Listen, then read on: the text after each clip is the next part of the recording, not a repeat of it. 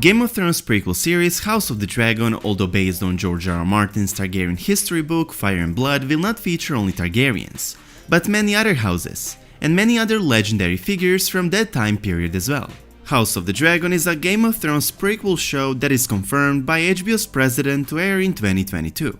Miguel Sapochnik and Ryan Condal will serve as showrunners and executive producers. George R. R. Martin will also serve as executive producer. It's based on George R. R. Martin's book Fire and Blood Volume 1, and on Martin's yet unfinished Fire and Blood Volume 2 book. Fire and Blood begins their tale with the legendary Aegon the Conqueror, creator of the Iron Throne, and goes on to recount the generations of Targaryens who fought to hold that iconic seat, all the way up to the civil war that nearly tore their dynasty apart. That's Fire and Blood Volume 1.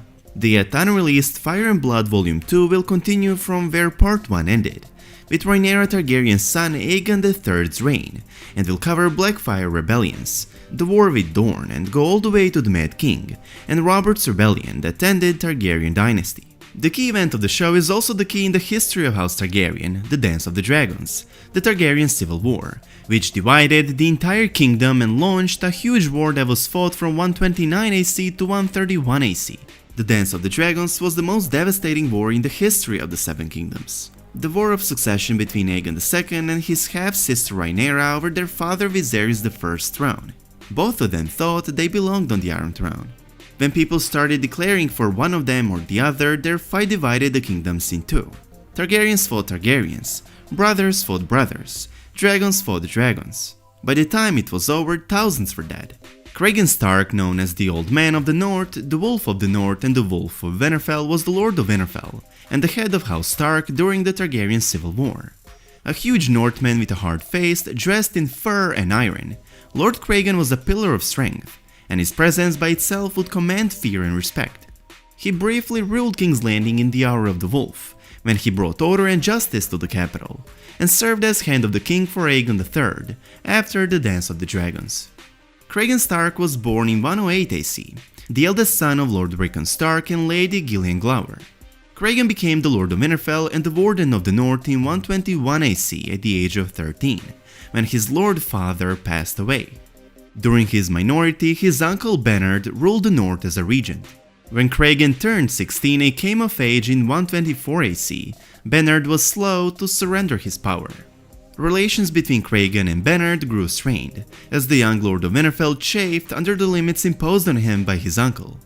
Before fighting someone else's war, Cregan had to fight his own war to get what was rightfully his, to take the rule of the North from his uncle upon himself. 3 years before the Dance of the Dragon started in 126 AC, Cregan finally rose up against his uncle, and imprisoned Bernard and his 3 sons, taking the rule of the North into his own hands. Upon the death of King Viserys I Targaryen, Rhaenyra's son Prince Jacaerys Velaryon flew to Winterfell on his dragon Vermax, to gain the support of the Starks and the North for his mother Rhaenyra Targaryen's claim to the Iron Throne. The alliance known as the Pact of Ice and Fire stated that a Targaryen princess, the future firstborn daughter of Jacaerys, would marry his son Rickon. Cregan pledged his support to the Blacks during the Dance of the Dragons. Cregan had a bastard half-sister, and Mushroom's ribald account of the war claims that Jacaerys fell in love with and secretly married the girl at Winterfell's Godswood. After Prince Jacaerys Velaryon secured the allegiance of the North for his mother Rhaenyra Targaryen, Lord Cregan Stark sent 2,000 soldiers known as the Winter Wolves south, commanded by his bannerman Lord Roderick Dustin, known as Roddy the Ruin, to support the Queen's claim, while he remained in the North to gather his own banners. Due to the vastness of the North, this would take long. The Winter Wolves were grizzled soldiers who rode shaggy northern horses, wore old mail and ragged skins, wielded axes, mauls, spiked maces, and ancient iron swords. It was long the custom in the North for older men to leave their homes in winter, and thereby preserve supplies for their younger kin, so the Winter Wolves expected they would die while marching for glory, adventure, and plunder. "We have come to die for the Dragon Queen," said Lord Roderick while leading 2,000 Winter Wolves into battle. There's probably nothing scarier than fighting men who have come to die. During the battle by the lakeshore, the Winter Wolves led the attack, and charged the Lannister spearmen 5 times, with 2/3 of the Northmen killed or wounded in their decisive victory for the Blacks. During the Butcher's Ball, Lord Roderick sounded the charge of the Winter Wolves, and their River Knight allies against Sir Criston Cole's army in the ensuing Butcher's Ball, a slaughter of the Greens. During the first battle of Tumbleton, the surviving Winter Wolves screamed northern war cries and rode from a postern gate. Despite being outnumbered by 10 to 1, Lord Roderick led the Northmen in a charge against Lord Ormond Hightower. As the singers tell it, Lord Roderick was blood from head to heel as he came on, yet so drunk with the battle that he did not even seem to feel his wounds. Lord Ormond's nephew Sir Brynden was able to cut off Roderick's shield arm with a long axe, but the Northern Lord was able to kill both Hightowers before succumbing to his wounds. Rhaenyra fled King's Landing after the storming of the Dragon Pit. While she was staying at Duskendale, Lord Stark wrote that he would gather for her a host of 10,000 Northmen younger and fiercer than the fallen Winter Wolves. Rhaenyra was killed at Dragonstone by King Aegon II Targaryen, however, but Cregan with his army still marched south nonetheless in support of her son, Prince Aegon the Younger. The war continued between the supporters of the dead queen and the king's remaining loyalists. Riverlands, the North and the Vale still supported the claim of Rhaenyra's son Aegon III, while Aegon II only had the Stormlands army able to defend him.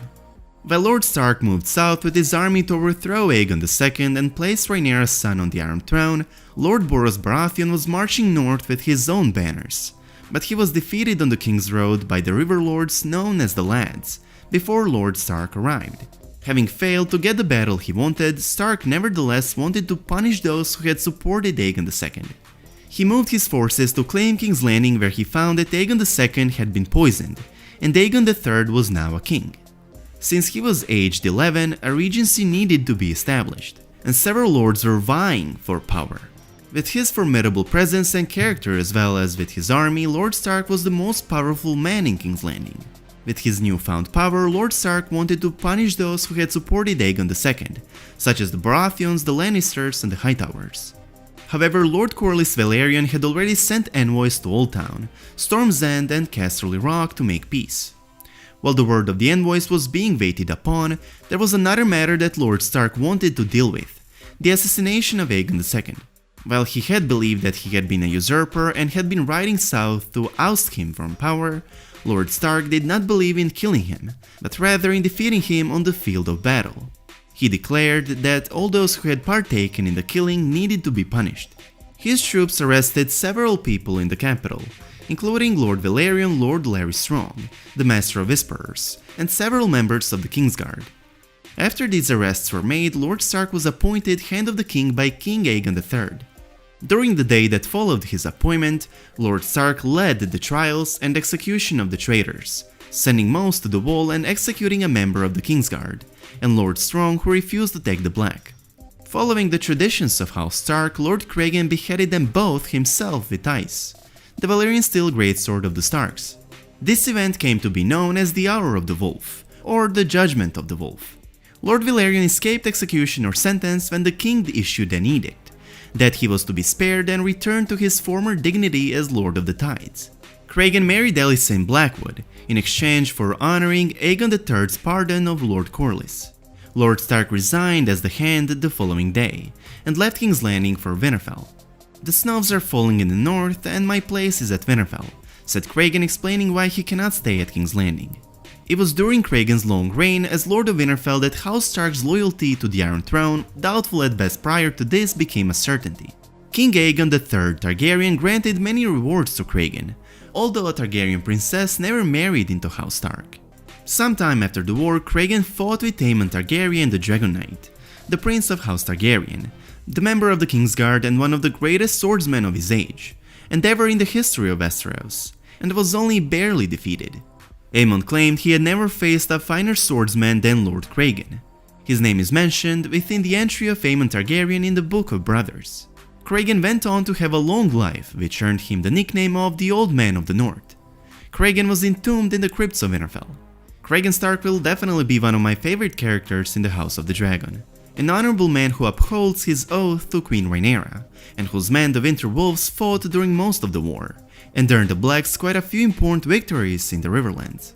Legendary characters such as Cregan Stark, legendary battles such as the Winter Wolves, charge into the Green's army despite being outnumbered by 10 to 1, and managing to reach the commander of the Greens, and seeing a Stark rule the capital King's Landing. Of that and more this Game of Thrones prequel show House of the Dragon brings in 2022. Let me know your thoughts about all of this in the comment section down below. Thank you so much for watching, and I hope to see you in the next one. Peace.